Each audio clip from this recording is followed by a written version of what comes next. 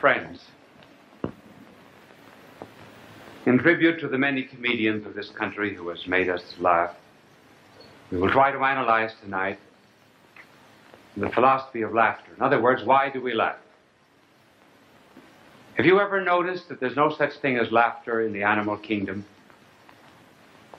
or in anything below man? For example, valleys never began to smile and mountains rock with laughter. A pony never began to titter and then a horse gave a horse laugh. You just simply never meet laughter until you come to man. Man is the only joker in the deck of nature. And we say that man breaks out into a laugh, and he really does, because he breaks completely and totally with all nature. Now, why does he laugh?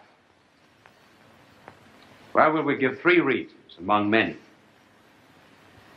First reason why man can laugh is because he can see meanings in words. Now, that makes it necessary to define laughter. Now, this is not going to be a funny definition. Laughter is the unexpected juxtaposition of two ideas. See, that's not funny, but that's what laughter is. It must be unexpected. That's why you begin stories. Have you heard this one? Or if you have, don't say anything because I'd like to tell it. But laughter must always get meaning. Now, you take, for example, any kind of pun.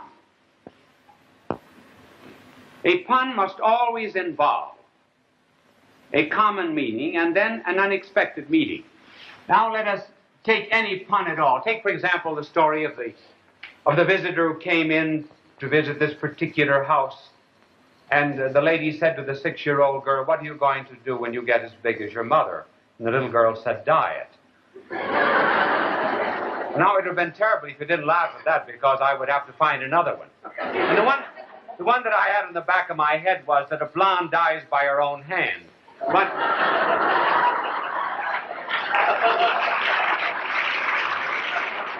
all right, you like the second one better. We'll use that. Now then, here a blonde dies by her own hand. Now there has to be, you see, a double meaning here. A horse, a canary, a cat could hear that story. They wouldn't think it funny. You think it funny, why? Well, simply because you are able to get meaning out of it. There are two meanings there. There's the common acceptance of coloration, and then there's the other acceptance of death. Now, if a box is filled with salt, it cannot be filled with pepper. And if the mind were purely material and just filled with that idea, it could not possess this. It's only a spiritual substance that can ever hold the two together. Man alone as a soul, man alone as an intellect, man alone is able to grasp meaning, therefore man alone can laugh. I know I chose puns. A great deal of fun made of puns. Said to be the lowest form of humor. Why is it said to be the lowest form of humor? Because it changes the subject. Your mind is going in one direction, suddenly it goes off in another.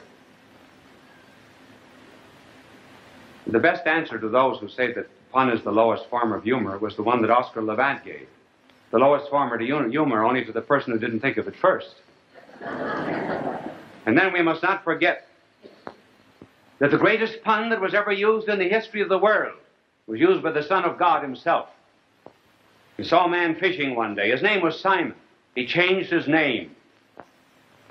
He changed his name to Rock. And then a year and a half later, he met him, and our blessed Lord asked who he was. And this man who was called Rock answered, "Thou art Christ, the Son of the living God." And our Lord answered, "Blessed art thou, Simon Bar-Jonah." That was his old name. "Thou art the rock upon which I will build my church." It was a pun on his name. And if the Lord uses puns, we can get along with them too. Now, a second reason why we laugh is because we are capable of entering into ourselves, seeing ourselves as we really are, looking at ourselves in a kind of mirror. We can be pleased with ourselves, we can be angry with ourselves. If we were material, we could not do that, because a material thing cannot bend back upon itself. Now, for example, here's a piece of paper. Oh yes, incidentally, this came from Houston, Texas. Remember, I said last week, has anybody got a Landon button? By Jove, they got me a Landon button. There it is. You know, I think I'll give this as a prize now. I will give this as a prize at the next election to any candidate for the Senate of the United States who will give a half-hour talk on television without notes or reading from a teleprompter. First prize.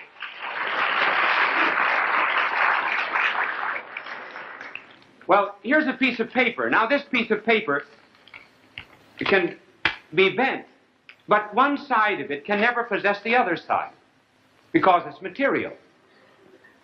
And so, if we were purely material, we would never be able to look at ourselves and see ourselves as we really are. But because we have a soul and are spiritual, we are able to introspect. If we have humility enough, we can laugh at ourselves. And because we know our own condition, we can also project and find similar conditions and situations and foibles and weaknesses in other people. But most of us are not humble enough to enjoy that kind of humor. For example, if a cartoonist went into a room where there were 20 people and drew a caricature of the 20 people, every single person would think the caricature of someone else was really wonderful. That's just exactly like him. But that doesn't look like me. Few have the humility of Socrates. Aristophanes had written a play called The Clouds. And Socrates was indeed a great old philosopher. Oh, incidentally, he said, marry. He said, because if you marry a good wife, he said, you'll be very happy. If you marry and she's an old shrew, you'll become a philosopher. Well, he became a great philosopher. So he went to this play of Aristophanes called The Clouds. And The Clouds satirized this great Athenian philosopher, Socrates.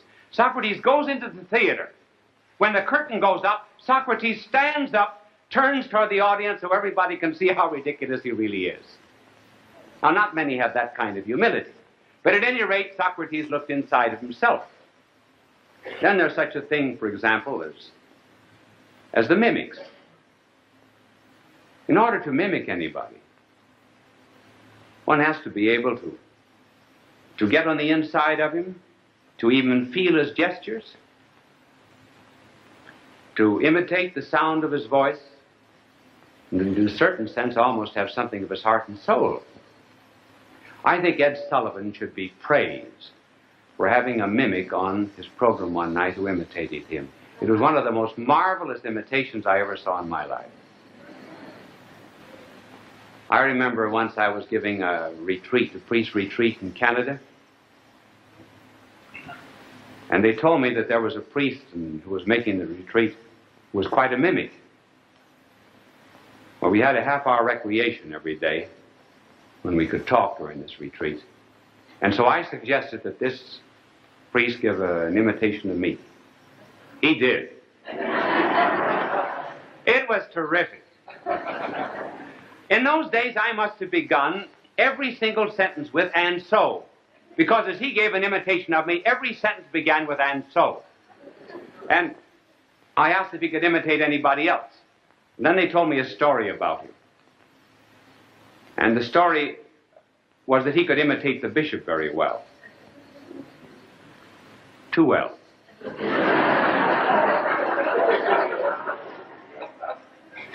One night he called up two professors of the seminary who were very anxious to go to Oxford in order to do further studies in Latin. He called them up at 11 o'clock at night, pretended he was the bishop, and gave them an hour's examination of Latin over the telephone.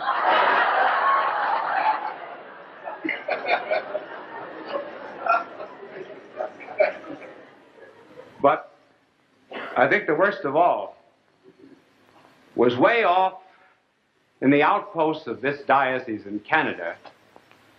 This priest was having 40 hours devotion. And this priest imitated the bishop and said, nobody ever gets out to your 40 hours, so I want to have a big crowd tonight on the altar. And he said, I want you to have the 20 priests who are within an area of 30 miles of you to come to the 40 hours. You call them up. I will be out there, but I want to meet all of the priests 10 miles from the church. Each of them must have on a silk hat. There was only one silk hat in an area of 100 square miles. Priests wondered why the bishop wanted them to have on silk hats. They all gathered 10 miles from the place, and of course the bishop didn't appear. The priest was changed later on.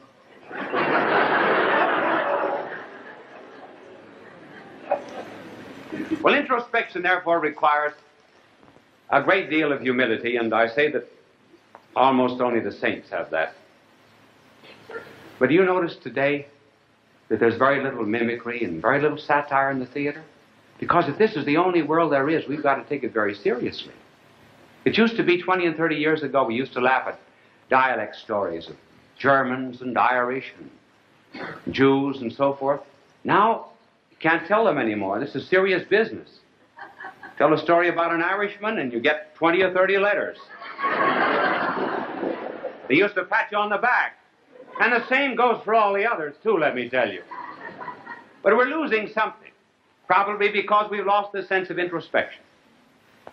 And then finally, there's another reason for laughing, and that has to do with the fact that we have a body just as well as a soul. You see, we are citizens of two worlds. We have matter in us, and we also have spirit. Something of time, something of eternity. We live in a world of fact, sheer fact. We live in a world of value. In order to produce laughter, sometimes there must be contrast between the two. There must be incongruities pointed out. There may be exaggerations. Or there may be a degeneration of one value in relationship to another. If there were only matter in the world, nobody would ever laugh. Carbon never laughs. If this world were entirely ridiculous, nothing would be ridiculous. The only reason anything is funny is because it's in relationship to something else that's not funny. For example, you're walking along the street. There's a dead animal on the curb. Cat. And you just simply observe, a matter of fact, that the cat stinks. Well, now suppose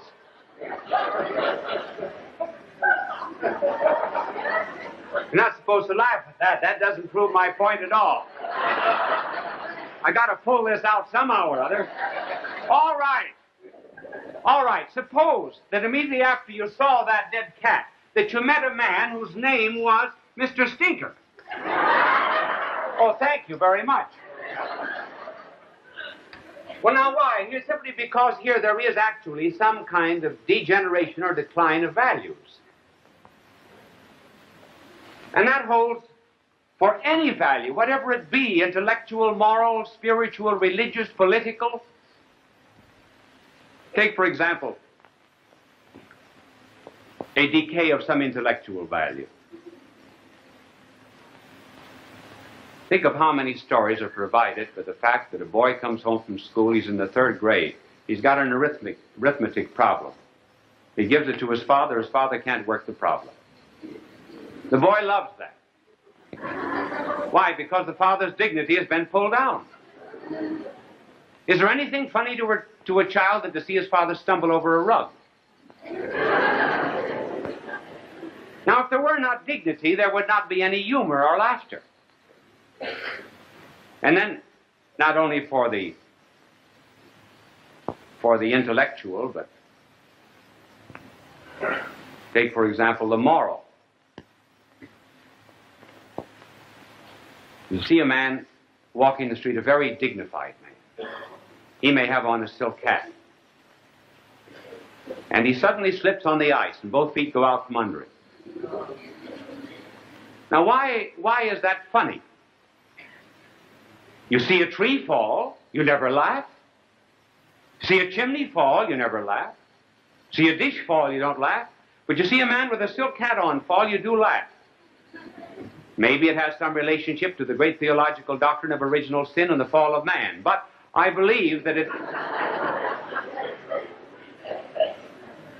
I believe, however, that there is a kind of a moral judgment. We're saying that anybody that's so proud really ought to be humbled. Ha, ha, ha, he fell.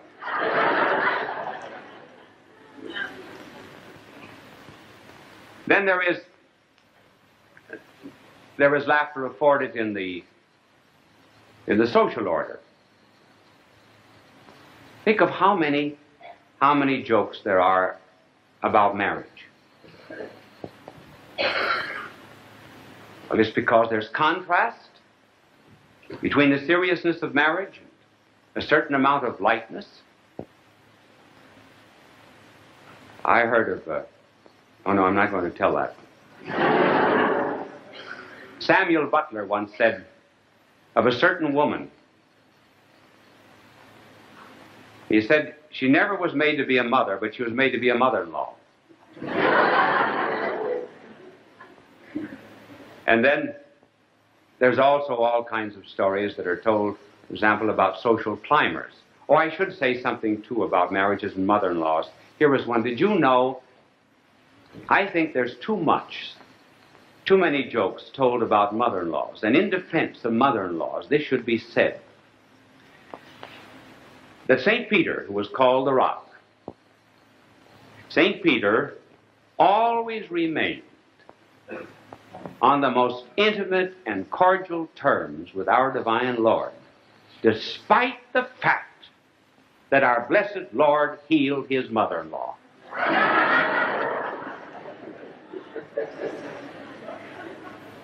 Then there are the incongruities of the social order.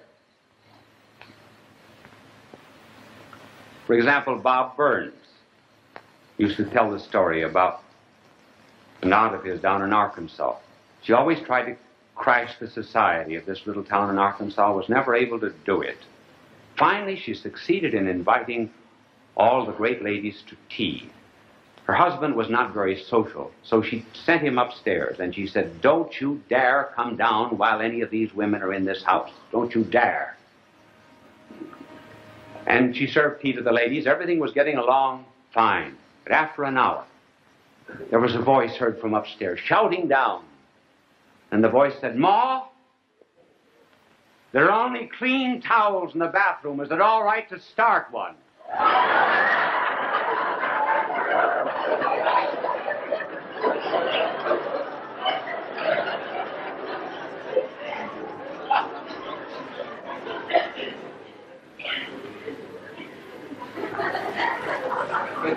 Then there was the story also of this poor henpecked husband. His wife always insisted on buying his clothes.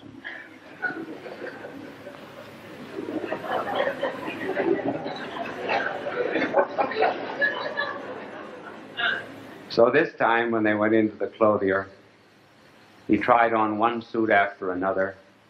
She picked them out. He didn't like them. And finally she became exasperated. And she said to him, all right, take whatever you want. You've got to wear it anyway." Well, he said, "Dear, at least the coat and vest."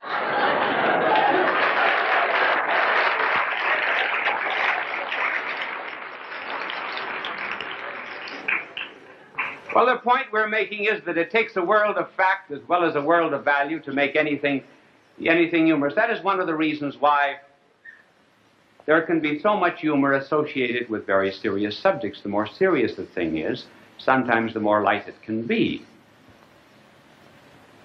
There's nothing funny, for example, about a dog running down the street, but a dog in the middle aisle of the church is about one of the funniest things that you could ever look at in the world. And then the remarks of children in church are always very funny. No, I won't tell that one either. For example, you often see men walking the street with their hats on the side of their heads. Nothing funny about that. But suppose you saw me coming down the middle aisle of a church like this.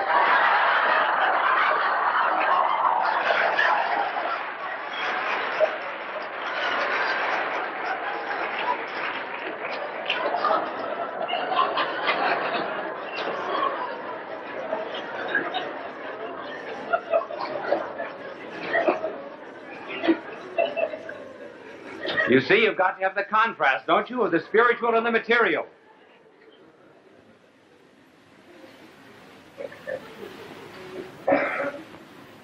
There therefore can be laughter when there's a decline in some way of values, such as here the decline of the spiritual and the contrast with something that is less spiritual. But if one ever carries the decline of values and of the spiritual a little too far, then there's no longer laughter. Then there's villainy. That was why Aristotle said that laughter must never go to the point of giving pain. Certain people do things when they're well that are very funny. And they do things when they're sick, and one dare not laugh at them. That would, because why? The sick are very close to the destruction of all values, or the greatest of all value, which is life. And therefore, they're not to be laughed at. I don't know whether there's anything amusing in this, but it always strikes me as funny. Do you know that I think that one of the funniest things in the world is to see Molotov at the United Nations. Here's a man who has participated in the seizure of northern Vietnam, of Korea, who has enthralled and put in slavery 37 out of every 100 people in the world. I think it's extremely funny to see this arch-revolutionist wearing pince-nez glasses. Somehow or other, the two just simply never go together. To me, it's just as funny as Rocky Marciano going to a ring with evening clothes. Well, see, behind it all is the fact of play. Laughter is play, and particularly the kind of laughter that has no purpose. Something that's just very amusing. Funny things. Nonsensical sayings like, what did the moths eat before Adam and Eve wore clothes? Makes no sense. It's something like the play of children. Here they are, hitting tin cans with sticks. Something also like the play that there is of an adult on a Sunday afternoon just watching the clouds float by. Something of the play that there is in Bach, in the fugues of Bach and Mozart. One almost feels that they could go on to forever. There's a joy in contemplation, and that is why I think our blessed Lord said that we had to become like children in order to enter the kingdom of heaven. Like children in order that we might enjoy play, and therefore laughter. Look for me in the nurseries of heaven.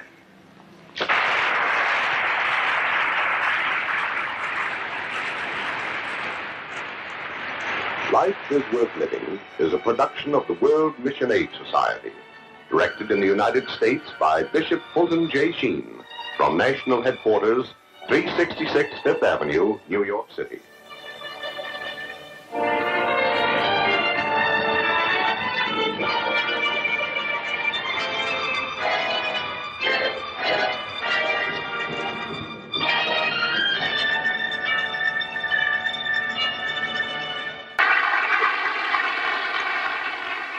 We have received so many letters from people who have had greater sufferings than this little girl. We decided tonight to talk on the subject of suffering.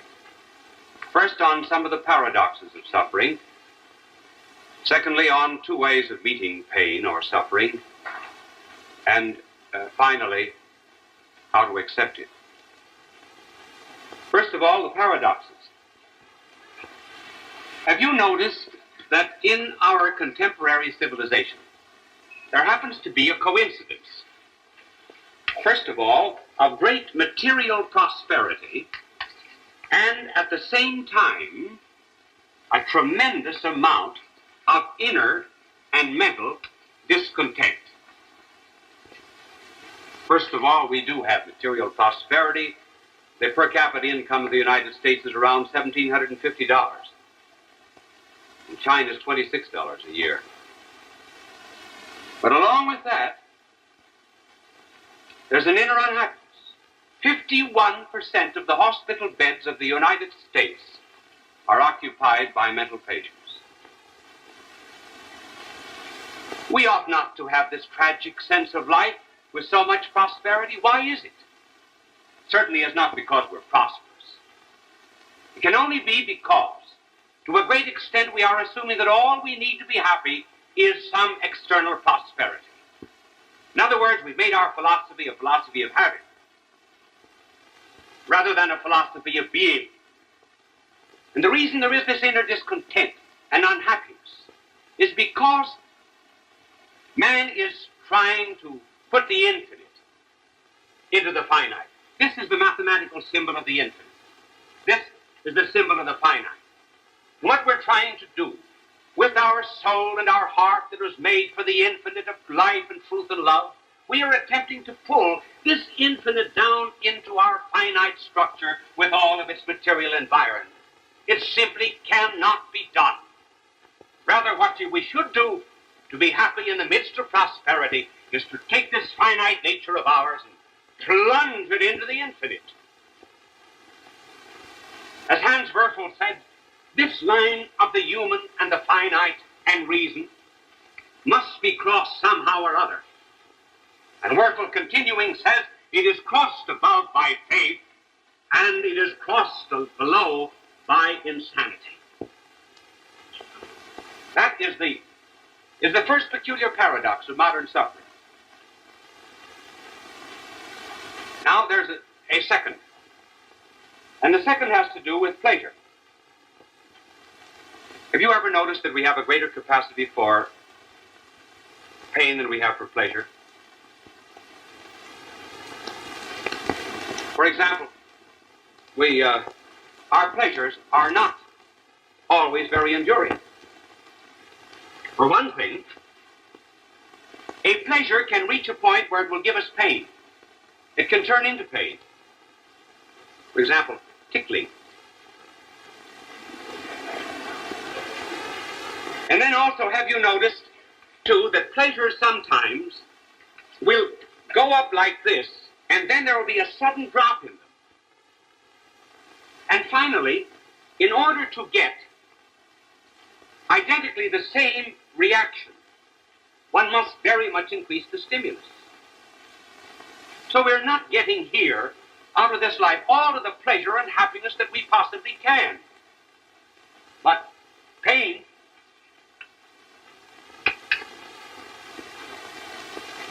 it seems, could very quickly reach an end, and yet somehow it reaches that end that we anticipated, and we still bear it. We go to a dentist, and we feel that if he drills 5 minutes more and goes 6 feet deeper, I just can't stand it. We stand it all right. And then he continues to bore, and we know he's going to hit oil. We stand it.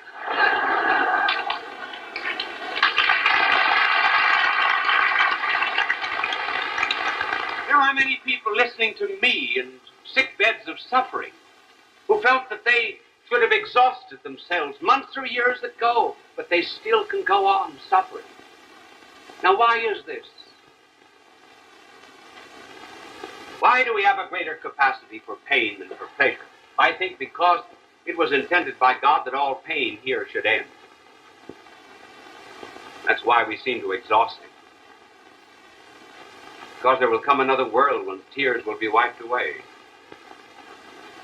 And the sorrows of this life are not worthy to be compared with the joys that are to come. But with pleasure and joy, particularly, is not intended to be exhausted here. That comes elsewhere. That happiness is being saved for heaven. And if people understood that, perhaps they would be, well, less mentally disturbed, less inclined to go to the psychiatrist, because they've all got skeletons in their closet. They make no bones about it.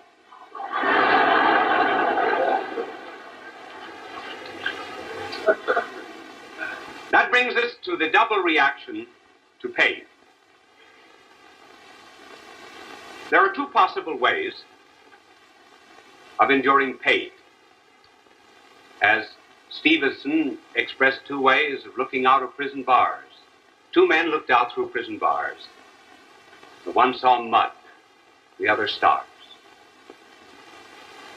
And in the midst of agony and pain and suffering, one reaction of pain can be rebellion. The other reaction of pain can be resignation. Why this difference? The difference is due to the fact that this person sees no purpose in pain. And when there's no purpose seen, no final destiny, when pain is just as opaque as a curtain, then it's rather natural for the soul to revolt against it. When one can see a purpose in it, see it as a means, see it transparent, and as opening onto something else, then there can be resignation. These two attitudes toward pain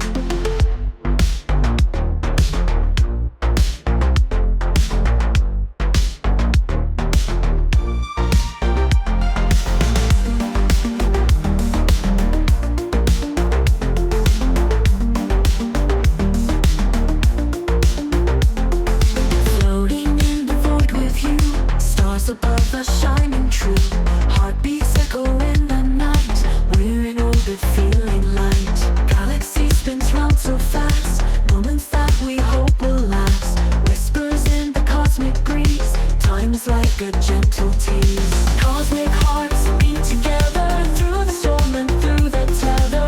In the space where dreams collide, love will be our cosmic ride. Neon skies and endless waves, in your eyes I find my way. Lost in time, a spark of hope, in your love I'll always float.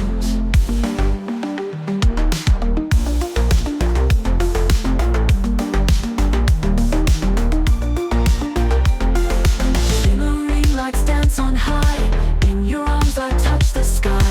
Electrified by your touch, forever never feels too much. Cosmic hearts beat together through the storm and through the tether.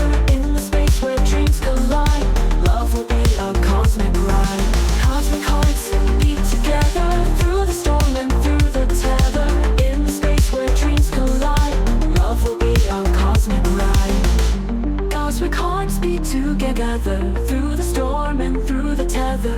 In the space where dreams collide, love will be our cosmic ride. Neon skies and endless waves, in your eyes I find my way. Lost in time, a spark of hope, in your love my home I found.